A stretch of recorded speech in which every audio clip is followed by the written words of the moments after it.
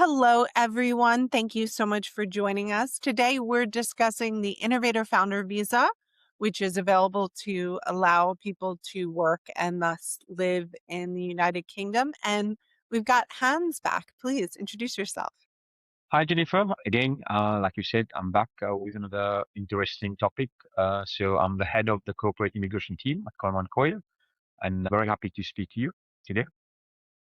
Who would benefit from listening to this conversation? I think it's very important for entrepreneurs, for graduates, for business people who plan to expand their business in the UK. I guess also people that are looking to move to the UK. Yeah, and I will say that people looking to move to the UK with a business intention. So the primary intention to move to the UK is to develop the business and not merely like to move the family and things like that. And for those that are listening, if you want to check out, you can find in the feed where you are. We've also talked more generally about navigating corporate immigration in the UK before. So Yes. definitely check out that episode. So to start, what is this visa and what makes it different from others? There has been loads of changes in corporate immigration rules in the UK, but Innovator Founder Visa is one route of visa for entrepreneur. If, for example, they have a business idea that they want to incorporate in the UK, an innovative idea that they believe that this will be good for the UK, and not only for the UK, but for their parent company abroad. And that's how the idea comes into place. But again, there's two stages, which I'm going to expand more during the course of this interview. Stage one is like to be endorsed by an endorsing body, and endorsing bodies are limited. So it's very important for us to approach the right endorsing body with the right mentality, to look at their business idea with a very open mind. So I would say that it's a good way of people come to the UK to study. They want to be graduated, and of course, many of them goes into the workforce. But why not explore the route of being your own entrepreneurs? There's loads of wrong information out there, but we can expand more during the course of this interview. And it is something I see all the time that like the UK does have a brain drain. Maybe someone studies here from another country and then has like up to 5 years where they can still be a student and they're working, but then they can't get that visa. Yeah. So when you mention the 5 years, a study going through right now, and the end settlement proposal, which is being reviewed at the moment, because they're trying to reduce, or so not reduce, but extend the 5 years to settlement to 10 years on a working route. But this route is very fast to get settlement. I think, like, once you complete 3 years, you're eligible to apply for anything to remain. But it's very important again, there's loads of wrong information out there that people think like need to have millions to invest in the UK to be able to qualify for this visa. Absolutely not. You don't need to have that. Many people say, oh, only AI tech companies with a tech idea will be able to get endorsed in the UK. Again, I don't believe that, because I've done cases for different clients, and they have different ideas and they have been successful. And then there's another myth as well, that you need to employ people immediately to show that there's job creation, stuff like that. So again, that's not correct. That's why you will see, and I do notice, there's loads of students, they go and apply for this route, and by not preparing properly, they will fail. And many of them have failed. Many of them have got refusal, rejection of the endorsement. And that's why, if you don't prepare properly, and if you don't know what you're doing, you will have a rejection. Okay, so what are the basic qualifications for this before we get into like how to apply? Like what defines innovative into six? It needs to be something unique. It needs to be scalable. It needs to be viable as well. You can have something innovative, but then it's not scalable, it's not viable, because again, the endorser, whoever is going to endorse the idea, will need to look at all this. Is this project viable? Will it sustain in the next few years, yeah, or 3 years? Because when you get endorsed by an endorsing body, you will have meetings with them. They will need to see progress in the business. Again, we come to stage one. Stage one is like to have the endorsing body to review the whole plan. You need to be endorsed to be able to go stage two. Stage two, the applying to the Home Office, to the UKVI, yeah, to be able to get the visa as an innovator founder migrant. But stage one is so difficult, and you have to proper validate the business. The business idea needs to be unique in itself, and you need to be able to meet all the requirements because under the endorsing body they have a marking system, and you need to be getting at least like a certain mark to be able to achieve that. So endorsing body, there's limited endorsing body for innovator found. Right now there's three of them. There's international, there's investor, and there's one more. I will normally use the one that I'm comfortable with because I've seen that they are very helpful as well when you're making an application for the endorsement. And they are registered with the UKVI. So not many endorsing body. Yes, before there was a list of them, yeah. But then the Home Office has reduced that to only a limited amount of endorsing body. Okay, so they're like a VC firm that's looking to invest in your company, or they have invested, and part of the deal of the VC is they want you to move here. It's more about the idea, the business idea, So, like I said to you, the third one is UK endorsing services. They're quite good as well. So there's free endorsing body there, and an applicant will need to approach one of them. We need to look at the eligibility of what you need to be able to have an endorsement from them. So that's the starting point. You don't go to stage two if you have not passed stage one. And people from abroad, the UK, they can apply for that, and people within the UK can apply. So that's not the problem. The endorsing body will vet, will have a look. There's interviews with the applicant. One interview, there's a second interview as well, and there's a fee that you need to pay to them as well. There's a one-time fee that you pay for them to review. And let me assure you, they do go through the business plan properly. They're very good at what they do, and if you're just going to a third party, to an underwriter, to a business writer, and trying to get someone to make a plan and you don't know anything about it, they will catch you. So that's why this route is for entrepreneur, businessman, graduate who plans to go into a business, to an entrepreneur role. That's this type of route that you will consider. They'll need to consider. Okay, and what does that endorsing need to process everything? Starting a very good business plan, a very good business plan, because we have noticed like the biggest reasons for application failure is like weak business plans. People, they're not looking at at the plans. They don't do research, the market research in the UK. They don't do diligence. Many of them struggle to show that it will be scalable. Some of them, they have poor planning, finance planning, because you need to show the forecast. Part of the application process, you need to have a profit and loss, and then the forecast, a financial, and they do provide you with templates, kind of information they need, and then they will need to provide that. And of course, if you're doing a business plan and you're not involved yourself as an applicant, so many people fail on that. Oh, I will do this, I will do that, but you don't see them engaging themselves. So that's not good enough. You're risk of having a not approved decision from the endorsing body. Do you need to prove some sort of potential market viability in the UK, or prove that you've been, maybe for some of these they're expanding, or just like more baby startups? So it can't be somebody that like has been successful in their home market and then wants to expand. It would be more like you're starting something because it's either new business. It's more for new business. Well, the UK wants people to come and develop business, new businesses. Yes, you might have a parent company having this idea there that's working wonders, and it's not available in the UK from the market research that you have done. Is doable because that would be classed as a new business. So what kind of endorsing body will go through? Is it innovative enough? Because right now we can see a lot of business idea related to AI, because we are all talking about AI. So there's quite a few applicants exploring that route.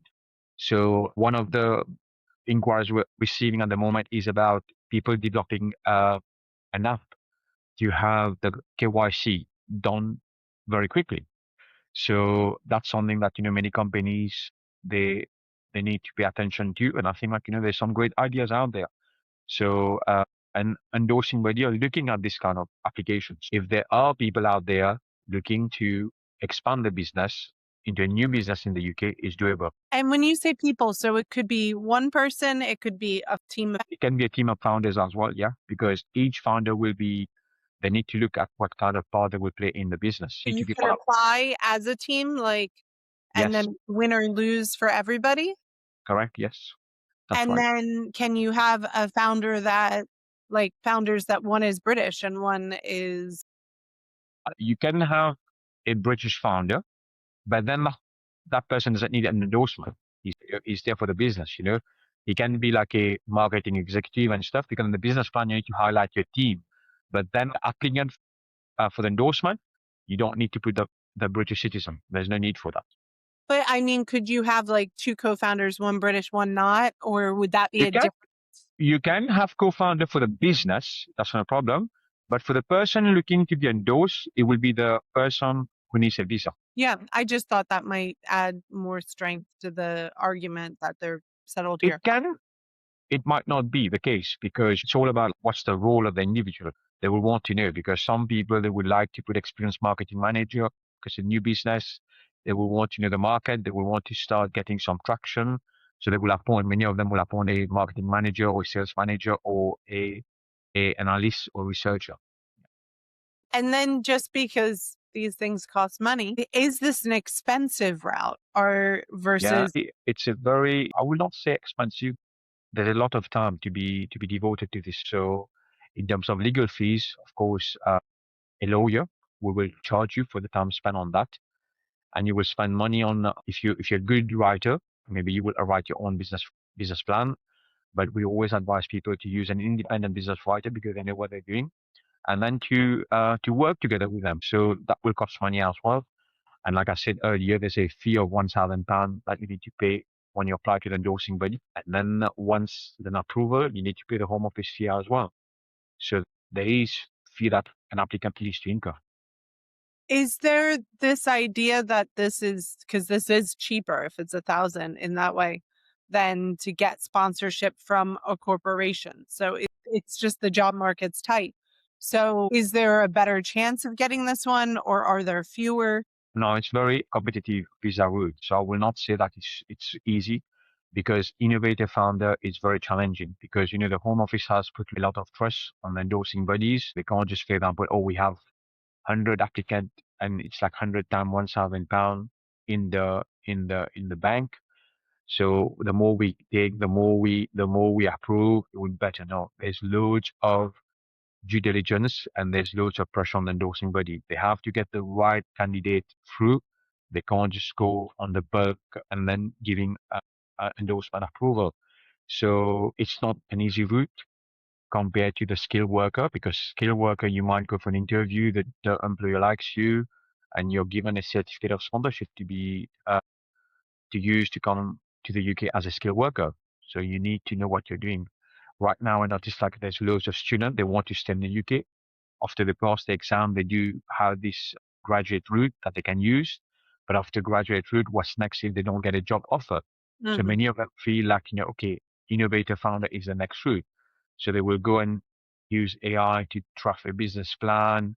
But the endorsing body, they're quite experienced. They know if this plan is legitimate, if this plan is scalable, and if this plan is viable as well. So many of the students they need to be very careful because again people want to stay in the UK. It's a better life, better opportunities, but I don't think this route is for people that they're trying their luck. It's more that people that you know have a business idea, they want to be an entrepreneur, and that's the route for them. Yes. Yeah, because it's a completely different lifestyle being an entrepreneur than having a normative employment. One of the legal mistakes we talked about is the idea of applying, like you can apply before validating your business. So, at what stage should your business be and how do you validate it?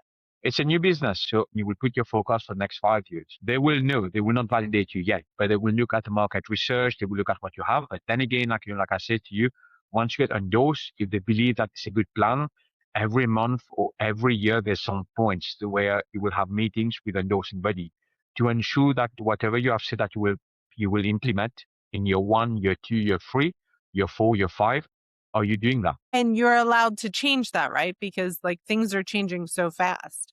No, I mean, if you have said that you will do A, you have to stick to that.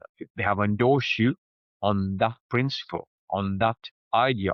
So you can't go and say, I'm going to be doing something else now. This is not working. It's quite common for an early prototype to pivot into something else. Or maybe you find a different audience or market that's a better sales for you. So you might change. So that does make it difficult. But it's very important, Jennifer, that they need to know scalable, viable, there's word that, endorsing body will rank you on, will mark you on. So if you don't think that this will happen, just don't apply because the legal cost is huge because a solicitor will need to look at all this. A lawyer in the UK will look at the plan, will spend time, and you don't want to incur costs unnecessarily. And so again, this can be a visa that you apply for from within the UK or outside the UK? Yes, both. Yeah, you can be outside the UK and inside the UK as well. Inside the UK, of course, you need to have a valid visa, but anyone can apply for the endorsement. Like I said to you, there's two stages. Stage one, getting an endorsement, and then stage two, the home office application. Okay. And then just talking more about the life after you have approval. So you move here, you're growing your business, you have these progress checkpoints, you make sure you're compliant to the requirements. Then eventually you have a pathway to settled status and maybe Correct. your business. Yeah, I think like it's crucial before reaching that mark. It's very important to, like you said, you use some very good words there. Compliance, crucial. Growing the business, very very important because you need to show that the business is growing, achieving the landmarks as you plan when you apply for the endorsement, and attending the checkpoints with the endorsing body. That's crucial because you need the support when you go for the settlement. And of course, like when you reach settlement as well, at that time they will mark you as well. They will want to know, okay, have you done what you have said that you will do? And then job creations, bringing revenues to the country, and you know adhering to the life in the UK. There's quite some requirements there for settlement. How big does your company have to be? How many British people do you have to employ? You need to have 100 employees. Now, it's all about the company plan. For example, in year one, if you say that you will bring one person, one employee, in year two, you will bring three employees. In year four, you bring five employees. You need to show it's according to the need. If the business is taking time to grow the way they wanted to grow, so of course you will not employ people because then you will affect your cash flow.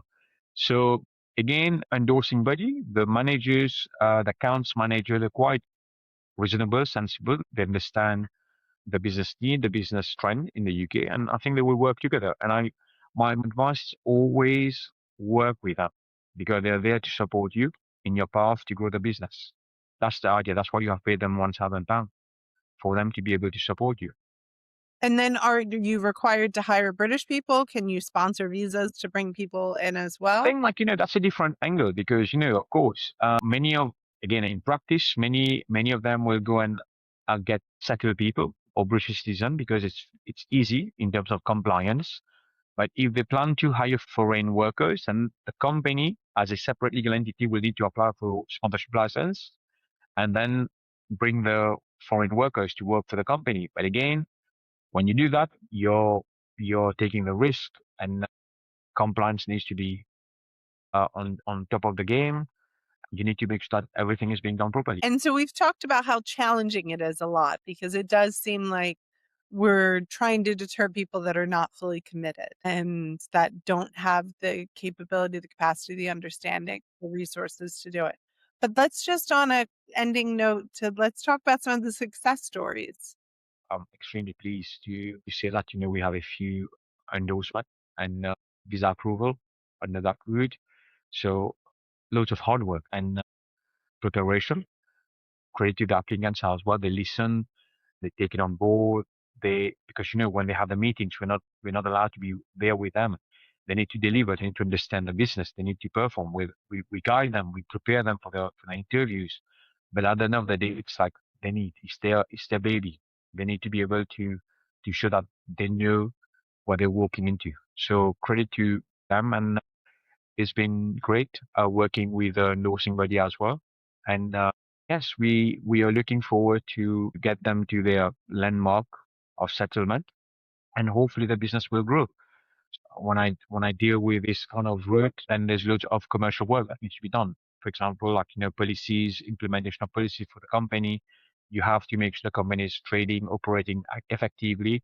So then my colleague Rana, the head of the commercial team, will come on board to assist my clients with the other needs. So we are here.